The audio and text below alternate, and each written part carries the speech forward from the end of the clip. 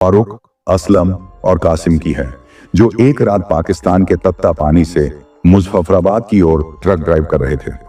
ठंडी रात में जब सब कुछ सामान्य लग रहा था, असलम ने अचानक कहा कि उसे लगता है जैसे कोई उनके ट्रक के पीछे है। हमने ट्रक रोका, लेकिन चारों ओर कोई नहीं था। जैसे ही हम वापस चढ़ने लगे, असलम ने चिल्लाकर कहा, वो देखो। ये शब्द हमें एक अनजानी दहशत में डाल गए। क्या था वो रहस्य? क्या वे अकेले थे या कुछ और उनके पीछे था? तो दोस्तों, कहानी शुरू करने से पहले मुझे आपसे एक छोटी सी रिक्वेस्ट है कि अगर आप लोग मेरे चैनल पर नए हैं तो मेरे चैनल को सब्सक्राइब करें और मेरी वीडियो को लाइक करें। तो चलिए दोस्तों, बिना समय बर्बाद किए कहानी शुरू करते हैं। मेरा नाम फारूक है और ये कहानी मेरे दोस्त असलम, कासिम और मेरी है। यह किस्सा कुछ साल पहले का है, जब हम तीनों एक ट्रक लेकर पाकिस्तान के तत्ता पानी से मुजफ्फराबाद की ओर जा रहे थे। पेशे से हम ट्रक ड्राइवर हैं और अक्सर लंबी यात्राओं पर सामान पहुंचाने का काम करते हैं। उस रात हम देर से निकले थे क्योंकि लोडिंग में काफी समय लग गया था। रात के करीब 11 बजे होंगे जब हम तत्ता पानी की ठंडी वादियों को पार कर रहे थे। ठंड इतनी तेज थी कि हमने ट्रक की खिड़कियां बंद कर ली और हीटर चला दिया। कासिम ड्राइविंग सीट पर था, मैं उसके बगल में बैठा था और असलम पीछे की सीट पर सुस्ता रहा था। ट्रक का साउंड सिस्टम धीमे धीमे गाने बजा रहा था और सड़क सुनसान थी। सब कुछ सामान्य लग रहा था जब अचानक असलम ने कहा, भाई, मुझे लग रहा है जैसे कोई हमारे ट्रक के पीछे है। मैंने पलट कर देखा, लेकिन पीछे अंधेरे के सिवा कुछ नहीं था। मैंने हंसकर कहा, असलम, ठंड में मत घबरा, तुझे कुछ नहीं हुआ। लेकिन कासिम ने भी महसूस किया कि ट्रक के पीछे से हल्की सी खरोंच की आवाज आ रही है। हमने ट्रक रोकने का फैसला किया। मैंने और कासिम नीचे उतरकर चारों तरफ देखा, लेकिन कुछ नहीं था। पहाड़ों से बहने वाली ठंडी हवा के अलावा वहां कोई आवाज नहीं थी। हमने मान लिया कि शायद हमारा वहम था, लेकिन जैसे ही हम ट्रक में वापस चढ़ने लगे, असलम ने अचानक चिल्लाकर कहा, वो देखो। असलम के चिल्लाने की आवाज ने हमारी रगों में ठंडा खून दौड़ा दिया। मैंने और कासिम ने तुरंत मुड़कर देखा, लेकिन अंधेरे के अलावा कुछ नजर नहीं आ रहा था। सड़क सुनसान थी, आसमान बादलों से भरा हुआ था और चांदनी इतनी हल्की थी कि सामने कुछ साफ दिखना मुश्किल हो रहा था। मैंने असलम से गुस्से में पूछा, क्या हुआ? क्या बकवास कर रहा है? असलम के चेहरे पर डर साफ झलक रहा था। उसने कांपती आवाज में कहा, मैंने किसी को ट्रक के पीछे से उतरते देखा। कासिम ने एक लंबी सांस ली और कहा, देख भाई, तू थका हुआ है, तुझे वहम हो रहा है, यहां कोई नहीं है। मैंने भी उससे सहमति जताई, लेकिन मन में एक अजीब सी बेचैनी थी। असलम चुप हो गया, लेकिन उसकी नजरें बार बार ट्रक के पिछले हिस्से की ओर जा रही थीं। हमने फिर से ट्रक स्टार्ट किया और आगे बढ़ने लगे। घड़ी रात के 12 बजा रही थी और हम अब एक घुमावदार सड़क पर चल रहे थे। दाईं तरफ गहरी खाई थी और बाईं तरफ ऊंचे पहाड़। ट्रक की हेडलाइट्स सड़क को तो रोशन कर रही थीं, लेकिन सड़क के किनारे कुछ भी साफ नजर नहीं आ रहा था। तभी अचानक ट्रक के बोनट पर एक जोरदार आवाज हुई, जैसे किसी ने पत्थर फेंका हो। कासिम ने गुस्से में ट्रक रोक दिया और कहा, अब तो हद हो गई, कौन है यहां? उसने झल्लाकर दरवाजा खोला और बाहर निकल गया। मैं भी उसके पीछे गया। हम चारों तरफ देख रहे थे, लेकिन न कोई इंसान था और न कोई जानवर। सिर्फ ठंडी हवा थी जो हमारे कानों में तेज साएं साएं की आवाज कर रही थी। हमने ट्रक के बोनट को ध्यान से देखा। वहां एक गहरी खरोंच थी, जैसे किसी ने नुकीली चीज से उसे खरोंचा हो।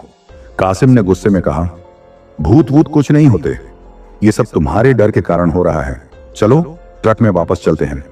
लेकिन मेरी नजरें सड़क के किनारे पड़े सूखे पत्तों पर टिक गईं। वो पत्ते धीरे धीरे हिल रहे थे, जबकि हवा बिल्कुल शांत थी।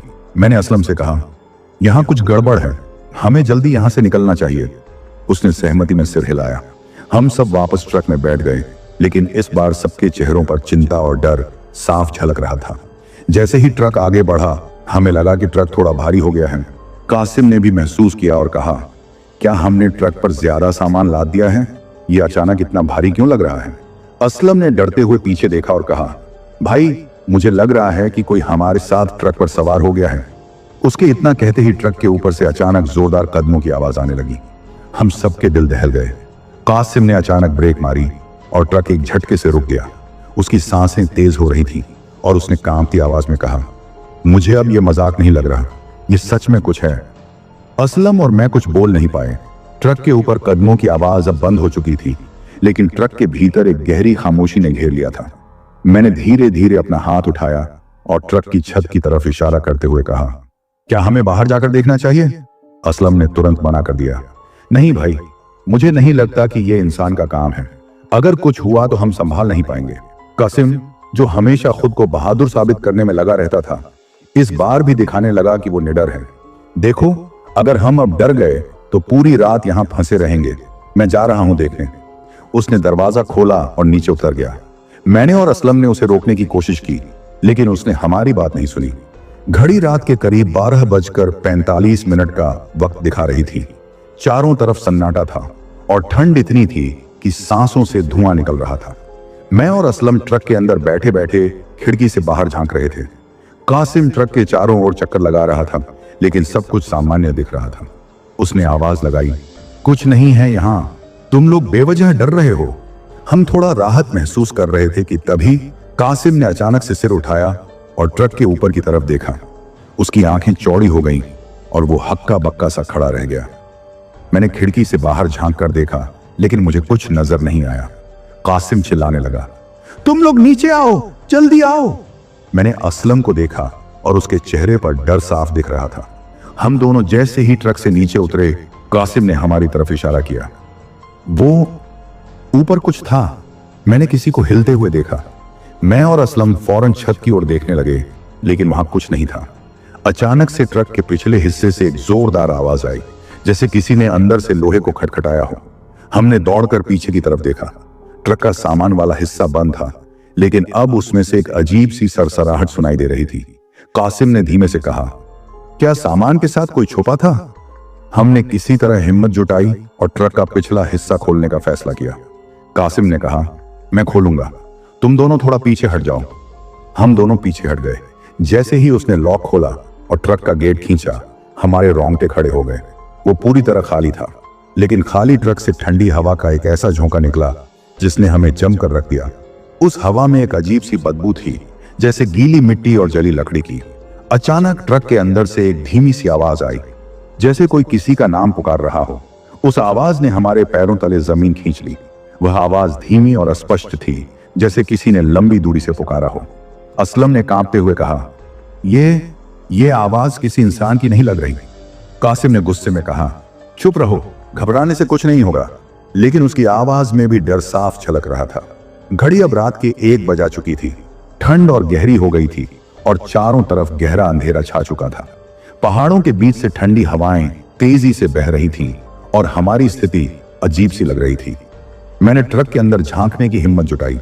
अंदर कुछ भी नजर नहीं आ रहा था, लेकिन वह अजीब सी गंध अब और भी तेज हो गई थी। कासिम ने इशारे से कहा, चलो जल्दी यहां से निकलते हैं। अगर यह सब हमारा वहम है तो भी मैं इसे और झेलने के लिए तैयार नहीं हूं। मैंने और असलम ने सहमति जताई। हम तीनों जल्दी जल्दी ट्रक में वापस चढ़ गए। ट्रक स्टार्ट करते ही इंजन से अजीब सी आवाज आई। ऐसा लग रहा था जैसे इंजन पर कोई भारी वजन डाल दिया गया हो। कासिम ने जोर लगाकर ट्रक को चलाना शुरू किया, लेकिन ट्रक धीमा हो गया था। असलम ने सहमते हुए कहा, क्या यह सिर्फ ट्रक की हालत है या कुछ और? कासिम ने जवाब नहीं दिया, लेकिन उसकी आंखों में डर साफ झलक रहा था। हमने कुछ किलोमीटर का सफर तय किया। सड़क अब और भी अकेली और डरावनी लगने लगी थी। पेड़ों की परछाइयां सड़क पर गिर रही थीं और उनकी आकृतियां किसी अजीब से जीव जैसी दिख रही थी। हम तीनों ने बात करना बंद कर दिया था। ट्रक के अंदर सन्नाटा छा गया था। फिर अचानक ट्रक के शीशे पर किसी के नाखूनों की खरोंच की आवाज आई। यह आवाज इतनी तेज और अचानक थी कि कासिम ने झटके में ब्रेक मार दी। ट्रक सड़क के बीचों बीच रुक गया। मैंने और असलम ने खिड़की से बाहर झांक कर देखने की कोशिश की, लेकिन वहां कुछ नहीं था। असलम धीरे धीरे बुदबुदाया, भाई, मुझे अब सच में लग रहा है कि यह जगह ठीक नहीं है। हमें कोई देख रहा है। मैंने उसकी बात को अनसुना करने की कोशिश की, लेकिन अब मेरी अपनी धड़कनें भी तेज हो रही थी। कासिम ने ट्रक फिर से स्टार्ट किया, लेकिन अब ट्रक की हेडलाइट्स अचानक टिमटिमाने लगी। रोशनी कम और ज्यादा हो रही थी, जैसे किसी ने बिजली का कनेक्शन छेड़ दिया हो। तभी ट्रक के सामने अचानक से एक आकृति दिखाई दी। वह आकृति इतनी अस्पष्ट थी कि हम तीनों को यकीन नहीं हुआ कि हमने क्या देखा। कासिम ने डरते हुए पूछा, तुम लोगों ने देखा? असलम ने कांपते हुए जवाब दिया, हाँ, वो कोई इंसान जैसा दिख रहा था। लेकिन मैं चुप रहा। मेरे मुंह से एक भी शब्द नहीं निकला। हमारे सामने सड़क अब और डरावनी लग रही थी। दूर दूर तक अंधकार फैला हुआ था और हवा में एक अजीब सी सिहरन थी। ट्रक धीरे धीरे आगे बढ़ रहा था और हम तीनों बस प्रार्थना कर रहे थे कि यह सफर जल्दी खत्म हो जाए। लेकिन मेरे मन में एक सवाल घूम रहा था, अगर वो आकृति इंसान नहीं थी तो वो आखिर क्या थी? ट्रक धीरे धीरे आगे बढ़ रहा था। कासिम ने स्टीयरिंग पर अपनी पकड़ और मजबूत कर ली थी। उसकी सांसें तेज हो चुकी थी और उसकी आंखें हर तरफ घूम रही थीं, जैसे वह हर छोटे से छोटे संकेत को पकड़ने की कोशिश कर रहा हो। असलम पीछे की सीट पर बैठा था और उसने अपनी आंखें बंद कर ली थी। वह धुआं पड़ रहा था। उसकी आवाज हल्की थी, लेकिन उसकी घबराहट महसूस की जा सकती थी। रात के करीब 1:30 बज रहे थे। हम पहाड़ की एक सुनसान घाटी में प्रवेश कर चुके थे। चारों तरफ ऊंचे ऊंचे पेड़ थे, जिनकी शाखाएं ट्रक की हेडलाइट्स की रोशनी में डरावनी परछाइयां बना रही थी। अचानक ट्रक के इंजन ने अजीब सी घरघराहट की आवाज निकाली। कासिम ने गुस्से में कहा, यह ट्रक भी हमें दगा दे रहा है। लेकिन उसकी आवाज में आत्मविश्वास की कमी साफ थी। तभी एक जोरदार धमाका हुआ। ट्रक का पिछला टायर फट गया। ट्रक झटके से रुक गया और हम तीनों एक दूसरे से टकरा गए। असलम ने घबराते हुए पूछा, अब क्या करेंगे? यहां तो आसपास कोई मदद भी नहीं मिलेगी। कासिम ने गुस्से में कहा, मैं देखता हूं। बाहर उतरकर टायर बदलने की कोशिश करता हूं, तुम दोनों अंदर रहो। कासिम ने ट्रक से उतरकर टूल बॉक्स निकाला और टायर की जांच करने लगा। मैं असलम के पास बैठा था। उसकी घबराहट बढ़ती जा रही थी। उसने कहा, भाई ये जगह सही नहीं लग रही। ये टायर ऐसे ही नहीं फटा। हमें यहां से जल्द निकलना चाहिए। मैं भी सहमत था, लेकिन कुछ कह नहीं पाया। कासिम ट्रक के पास झुका हुआ था और वह टायर बदलने की कोशिश कर रहा था। तभी हवा में एक अजीब सी गंध आने लगी। वह गंध इतनी तेज और अलग थी कि मुझे लगा जैसे किसी चीज को सड़ा हुआ महसूस कर रहे हों। मैंने खिड़की से झांक कर देखा। चारों तरफ सन्नाटा था, लेकिन उस गंध ने मेरे अंदर एक अजीब सी बेचैनी भर दी। तभी मैंने देखा कि ट्रक से कुछ दूरी पर पेड़ों के बीच हलचल हो रही थी। वह हलचल इतनी धीमी थी कि पहली नजर में कुछ समझ नहीं आया, लेकिन कुछ ही सेकंड बाद मुझे ऐसा महसूस हुआ जैसे वहां कोई खड़ा हो। मैंने असलम को इशारा किया। उसने डरते हुए खिड़की से बाहर देखा और तुरंत ही अपना चेहरा पीछे कर लिया। उसने कांपती आवाज में कहा, भाई वहां कुछ है, मैं साफ देख सकता हूं, कोई हमें देख रहा है। कासिम ने हमारी बातें सुनी और झल्लाते हुए कहा, तुम लोग बस डर ही रहे हो, यहां कोई नहीं है। लेकिन उसकी आवाज में भी आत्मविश्वास की कमी थी। तभी एक और अजीब बात हुई। ट्रक के ऊपर से अचानक एक आवाज आई, जैसे कोई भारी चीज गिर रही हो। कासिम ने सिर उठाकर देखा और चिल्लाकर कहा, फारूका, असलम, जल्दी नीचे आओ, ट्रक के ऊपर कुछ है। हम दोनों नीचे उतरे और ट्रक के चारों तरफ देखने लगे। ऊपर कुछ भी नहीं दिख रहा था। कासिम ने कहा, मैंने सुना था, वहां कुछ था। उसकी आवाज अब घबराहट से भरी हुई थी। तभी ट्रक के अंदर से एक तेज चीखने की आवाज आई। हम तीनों की जान जैसे सूख गई। हमने ट्रक का दरवाजा खोलकर देखा, लेकिन अंदर कोई नहीं था। लेकिन अब ट्रक के अंदर का माहौल बदल चुका था। वह गंध जो पहले बाहर महसूस हो रही थी, अब अंदर फैल चुकी थी। और सबसे डरावनी बात यह थी कि ट्रक के पिछले हिस्से में पड़े सामान पर खून के धब्बे थे। कासिम ने कहा, यह खून कहां से आया? यह सब हो क्या रहा है? हम तीनों अब अपनी ही परछाई से डरने लगे थे। रात के 2 बज चुके थे। हमारे पास अब 2 ही विकल्प थे, या तो वहीं रुकें और सुबह का इंतजार करें, या ट्रक को भी हालत में चलाकर वहां से भागें। लेकिन यह फैसला लेना उतना आसान नहीं था जितना लग रहा था। हवा में एक डरावनी खामोशी छा चुकी थी और ऐसा लग रहा था कि कोई हमें हर पल देख रहा है। कासिम ने ट्रक का टायर किसी तरह बदल दिया था, लेकिन उसका चेहरा घबराहट और थकान से भर चुका था। रात का समय और भी स्याह हो गया था। घड़ी करीब 2:15 दिखा रही थी। पहाड़ों के बीच से गुजरने वाली सड़क अब एकदम अजनबी और भयावह लग रही थी। ठंडी हवा तेजी से चलने लगी थी और उसकी आवाज कानों में अजीब सी गूंज पैदा कर रही थी। मैंने ट्रक के अंदर बैठते हुए कहा, हमें बिना देर किए यहां से निकल जाना चाहिए। कासिम ने गाड़ी स्टार्ट की, लेकिन इंजन बार बार अटकने लगा। उसके चेहरे पर पसीना बहने लगा और उसने कहा, मुझे लगता है ट्रक ज्यादा दूर तक नहीं चल पाएगा। असलम पीछे की सीट पर बैठा हुआ था और उसने डरते हुए कहा, यह सब सामान्य नहीं है, जैसे कोई हमें रोकना चाहता हो। ट्रक आखिरकार स्टार्ट हो गया और हम धीरे धीरे आगे बढ़ने लगे। सड़क अब और ज्यादा संकरी हो चुकी थी। दाईं ओर गहरी खाई थी और बाईं ओर ऊंचे पहाड़, जिनके बीच से बहती हवा अजीब सी आवाज निकाल रही थी। हमारे बीच एक अजीब सी खामोशी छाई हुई थी। कोई कुछ कहने की हिम्मत नहीं कर रहा था। कुछ किलोमीटर चलने के बाद अचानक ट्रक की हेडलाइट्स फिर से टिमटिमाने लगी। इस बार उनकी रोशनी इतनी कमजोर हो गई कि सड़क मुश्किल से दिखाई दे रही थी। तभी सड़क के बीचों बीच कुछ दिखाई दिया। वह किसी इंसान की आकृति थी जो सफेद कपड़ों में खड़ी थी। कासिम ने झटके से ब्रेक लगाया। ट्रक एक जोरदार आवाज के साथ रुक गया। हमने तीनों खिड़की से बाहर झांक कर देखा। वह आकृति अब भी वहीं खड़ी थी। वह कोई इंसान लग रही थी, लेकिन उसकी चाल ढाल में कुछ अजीब सा था। उसके पैर जमीन को नहीं छू रहे थे। वह हल्की सी हवा में लहरा रही थी। असलम ने कांपते हुए कहा, फारूका, ये कोई इंसान नहीं है, हमें यहां से भागना चाहिए। मैंने भी महसूस किया कि कुछ गड़बड़ है, लेकिन मेरे अंदर इतनी हिम्मत नहीं बची थी कि मैं कुछ कह सकूं। कासिम ने ट्रक को रिवर्स करने की कोशिश की, लेकिन ट्रक अचानक बंद हो गया। तभी वह आकृति धीरे धीरे हमारी तरफ बढ़ने लगी। उसकी चाल धीमी थी, लेकिन हर कदम के साथ उसका शरीर थोड़ा और स्पष्ट होता जा रहा था। उसके चेहरे पर एक अजीब सी चमक थी, लेकिन वह चेहरा इंसानी नहीं लग रहा था। उसकी आंखें गहरी और खाली थीं, जैसे उनमें कुछ देखने की ताकत ही ना हो। हम तीनों अब बुरी तरह घबरा चुके थे। असलम ने चिल्लाकर कहा, भाई कुछ करो, यहां से निकलो। कासिम ने बार बार ट्रक स्टार्ट करने की कोशिश की, लेकिन इंजन ने एक भी आवाज नहीं की। मैंने खिड़की से बाहर देखा और अब वह आकृति इतनी करीब आ चुकी थी कि उसकी परछाई ट्रक पर पड़ने लगी थी। तभी ट्रक के ऊपर एक जोरदार धमाका हुआ। ऐसा लगा जैसे किसी ने पूरी ताकत से ट्रक की छत पर कदम रखा हो। हम तीनों ने एक दूसरे की तरफ देखा। डर अब हमारी आंखों में साफ झलक रहा था। ट्रक के भीतर अचानक से एक अजीब सी ठंड फैलने लगी। मैंने धीरे से कहा, यहां कुछ बहुत गलत हो रहा है, हमें यहां से जाना ही होगा। कासिम ने आखिरी बार हिम्मत जुटाई और ट्रक को स्टार्ट करने की कोशिश की।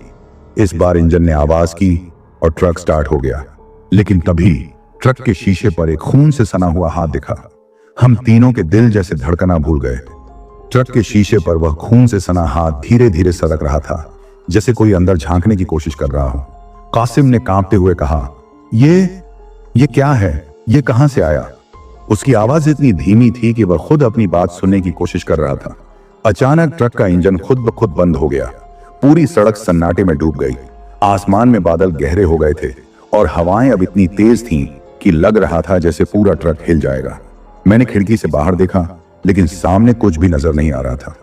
उस खून से सना हाथ भी अब गायब हो चुका था। असलम, जो हमेशा चुप रहता था, अब रोने लगा। उसने घबराते हुए कहा, मैंने कहा था ना कि यहां रुकना नहीं चाहिए था। यह जगह अभिशप्त है, हमें वापस जाना चाहिए था। उसकी आवाज में इतनी घबराहट थी कि मैंने उसे शांत कराने की कोशिश की। चुप रहो असलम, हम सब कुछ ठीक कर लेंगे, बस हिम्मत मत हारो। तभी ट्रक के ऊपर से एक जोरदार खटखटाने की आवाज आई। ऐसा लगा जैसे कोई ट्रक की छत पर तेजी से दौड़ रहा हो। कासिम ने डर के मारे ट्रक के दरवाजे को अंदर से लॉक कर दिया। कोई छत पर है, उसने बमुश्किल कहा। उसकी आंखें दरवाजे पर जमी थीं, जैसे वह इंतजार कर रहा हो कि कुछ अंदर घुसने की कोशिश करेगा। रात के 3 बज चुके थे। सड़क के किनारे सिर्फ पेड़ों की डरावनी परछाइयां थीं। हर तरफ घना अंधेरा था और हमारी गाड़ी चारों तरफ से किसी अदृश्य ताकत के घेरे में फंसी हुई लग रही थी। तभी ट्रक के पिछले हिस्से में एक और जोरदार धमाका हुआ। हम तीनों ने चौंक कर पीछे देखा। कोई ट्रक के अंदर घुसने की कोशिश कर रहा है, मैंने कांपते हुए कहा। कासिम ने तुरंत टॉर्च निकाली और ट्रक से बाहर झांक कर देखने की हिम्मत जुटाई। वह जैसे ही ट्रक से नीचे उतरा, उसकी चीख गूंज उठी। उसने तेजी से चिल्लाते हुए कहा, यह क्या है? मैंने और असलम ने तुरंत खिड़की से बाहर झांका। कासिम जमीन पर गिरा हुआ था और उसके ऊपर एक अजीब सी छाया मंडरा रही थी। वह छाया इंसानी आकृति जैसी थी, लेकिन उसकी हरकतें इतनी अप्राकृतिक थीं कि उसे समझ पाना मुश्किल था। उसके सिर से एक धीमी गूंजती हुई आवाज आ रही थी। वह आवाज न तो किसी इंसान की लग रही थी और न ही किसी जानवर की। कासिम ने छटपटाते हुए हमें मदद के लिए पुकारा। मैंने और असलम ने दरवाजा खोलने की कोशिश की, लेकिन ट्रक का दरवाजा जैसे जाम हो गया था। क्या कर रहे हो फारूका? उसे बचाना होगा, असलम ने लगभग चिल्लाते हुए कहा, लेकिन मैं खुद अंदर से जकड़ा हुआ महसूस कर रहा था। उस छाया ने धीरे धीरे कासिम के चेहरे पर हाथ रखा और अगले ही पल उसकी चीख अचानक बंद हो गई। ट्रक के अंदर अब सिर्फ हमारी सांसों की आवाज गूंज रही थी। कासिम अब हिल नहीं रहा था। वह छाया धीरे धीरे हमें घूरती हुई खड़ी थी और ऐसा लग रहा था कि अब वह हमारी तरफ बढ़ने वाली है। असलम ने कांपते हुए कहा, भाई, अगर हम अभी यहां से नहीं निकले तो हमारा भी यही अंजाम होगा। लेकिन मेरे हाथ ट्रक का गियर पकड़ते हुए जम गए थे। ट्रक का इंजन बार बार स्टार्ट करने की कोशिश के बावजूद चालू नहीं हो रहा था। तभी ट्रक के शीशे पर फिर से खून सने हाथों के निशान बनने लगे। अब वे पहले से भी ज्यादा थे।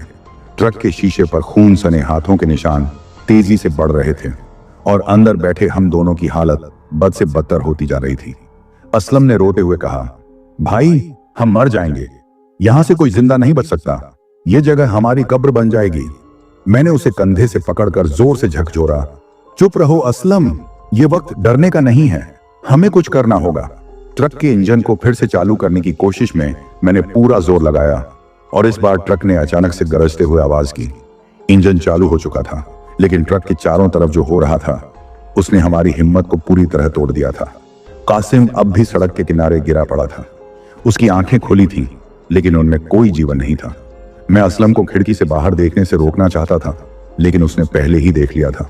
भाई कासिम, वो नहीं बचा। उसकी आवाज टूट चुकी थी। मैंने ट्रक का गियर बदला और जितना हो सकता था उतनी तेजी से ट्रक चलाने लगा, लेकिन उस सड़क पर ट्रक की रफ्तार जितनी बढ़ती, ट्रक के भीतर उतनी ही अजीब घटनाएं घटने लगती। खिड़कियों पर खून सने निशान और बढ़ गए थे और अब हमें ट्रक के अंदर से हल्की हल्की सरसराहट की आवाजें सुनाई देने लगी थी। ये सब खत्म होगा या नहीं? असलम चिल्ला रहा था।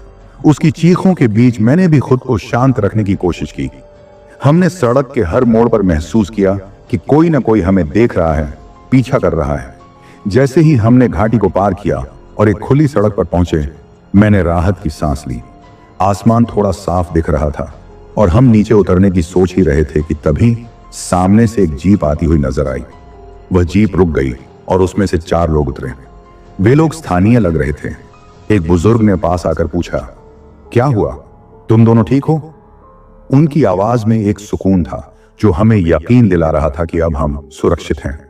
मैंने हिम्मत जुटाकर कहा, हमारा एक साथी पीछे रह गया है, कृपया मदद करें। उन लोगों ने हमें नीचे उतारा और हमारी बातें सुनकर शांत रहे। बुजुर्ग ने गहरी सांस ली और कहा, तुम लोग बहुत बड़ी मुसीबत से बचे हो। ये घाटी बहुत पहले से अभिशप्त मानी जाती है। यहाँ कई बार लोगों ने अजीब चीजें देखी हैं। उनकी बात सुनकर मेरी आंखें भर आईं। असलम अब भी कांप रहा था। उन लोगों ने हमें उनके वाहन में बैठाया और मदद का आश्वासन दिया। जैसे जैसे हम घाटी से दूर होते गए, ट्रक और उसके अंदर हुई वो घटनाएं धुंधली होती गईं। कासिम का अंत हमारे लिए एक बड़ा आघात था। हमने उसके परिवार को सब कुछ बताया, लेकिन कभी सच्चाई पूरी तरह नहीं कह सके। आज भी जब मैं रात के सफर पर जाता हूं, तो वह घटना मेरे जहन में बार बार लौट आती है। मैंने कासिम को खो दिया, लेकिन उसकी यादें हमेशा मेरे साथ हैं। जीवन में कभी कभी ऐसी घटनाएं होती हैं जो हमें बदल देती हैं, तथा पानी से लेकर उस डरावनी घाटी तक का वह सफर मेरी जिंदगी का सबसे कठिन और भावनात्मक अनुभव था। और दोस्तों, यही थी हमारी आज की कहानी। यह सफर जितना डरावना था, उतना ही भावनात्मक भी। हमने उस रात जो महसूस किया, वो शब्दों में बयां करना मुश्किल है। अगर आपको यह कहानी पसंद आई हो, तो हमारे चैनल को जरूर सब्सक्राइब करें।